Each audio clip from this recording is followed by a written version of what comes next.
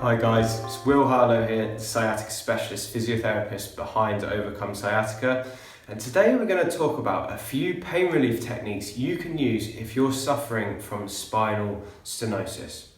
Let's dive into it now.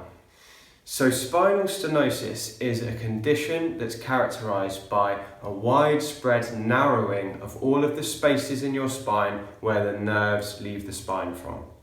Now, it's typically seen in people who are over the age of 50 or 60 years old, so it's usually the older population that suffer from this. Now, a lot of people will get an MRI scan done and it will say you've got a large disc bulge which is causing stenosis of, say, L5-S1. Now, this isn't true spinal stenosis, okay? Spinal stenosis is a completely separate condition that's characterised by the widespread presence of these changes, okay? Not just stenosis in one area. The word stenosis just means narrowing, okay? It's a Latin term. So spinal stenosis means narrowing of the spine. Now, in true spinal stenosis, because these changes are widespread, it's very difficult for us to sort of have a surgery or a technique that a surgeon can use to open up all these spaces, because there's lots and lots and lots of little spaces in the spine. And if they're all narrowed, it's very difficult to know where to focus treatment on. So for spinal stenosis, the treatment should primarily be exercise-based. And by giving you some ways to manage your symptoms and bring the symptoms down, you should be able to find some pain relief from this condition. So now we know what spinal stenosis is.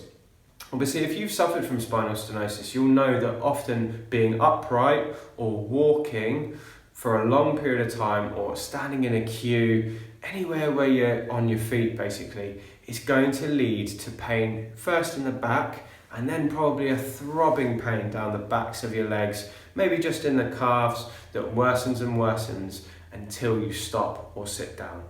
So today I'm going to give you some exercises you can use which will combat the effects of being upright to help you recover quicker when you do get an episode of pain, okay? So when you're suffering or when you're having a bad day, use these exercises regularly and you should start to feel better almost straight away when you start to use these exercises if it is true spinal stenosis and you're suffering from. So the first exercise you can use if you're suffering from spinal stenosis is an exercise I call wall flexion, okay? So it's an exercise that involves just a wall and somewhere you can stand up against basically, okay? So you won't be able to see my feet from the video, but my feet are about a foot away from the wall, okay? So my heels and the wall have about a foot's worth of space between them, okay? So you're leaning back against the wall and it should be nice and comfortable for you, okay? So when you're suffering from spinal stenosis pain, find a wall, start off by getting in this position. Now the first thing you want to do is you want to check that your lower back is as flat against the wall as you can make it. So because I'm quite naturally tilted forward, I tend to have quite a large space between my back and the wall when I stand like this. So my first movement would be to swivel my pelvis and just flatten my lower back against the wall. And already, if you're suffering from spinal stenosis and you do this, you should start to feel a bit better, okay? So the first thing you're going to do is you're going to swivel like this and you're going to maintain that. You should feel your tummy muscles have to work to do that too.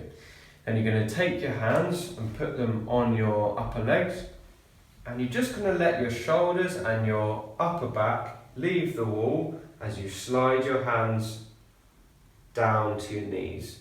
Now your lower back can also leave the wall as well as you get further down, but I want your pelvis to stay on the wall.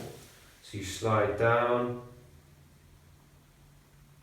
and then you come back up, all the while maintaining that flat back position on the wall. Bring your head back on and then go down again. No faster than how I'm doing it in the video. Come back up, keep this flat. See how my back wanted to come off then? I had to work to tuck it in. Keep it flat and come down and back up. And you're going to want to repeat this probably about 10 times in a row, okay? And then see how you feel after. Now the next exercise I want to give you for this condition is called knee hugs, okay? It's a really nice exercise that you can use if you're suffering and you do have a place, luckily, where you can lay down. This works particularly well on the floor or on a nice soft mat. It does also work on your bed as well, so if you haven't got anywhere comfortable to lay down or you struggle to get on and off the floor, just use your bed. You're going to start off in a lying position, which for most people with stenosis is already probably quite comfortable. Make sure your hips and your knees are bent up too. Then what you're going to do is you're just going to flatten your back down again so it's nice and supported, and then you're going to bring one knee up to your chest and just try and pull it up and around, and then down. Keep that flat posture and bring the other leg up. So here, just try and put it up and down. Should be a bit of a stretch when you get to the top. And then the next thing you're going to do is you're going to bring both up, one at a time like this, and then just pull them both up and round. Do you see how, as I pull up, I'm actually able to lift my bottom completely off the bed?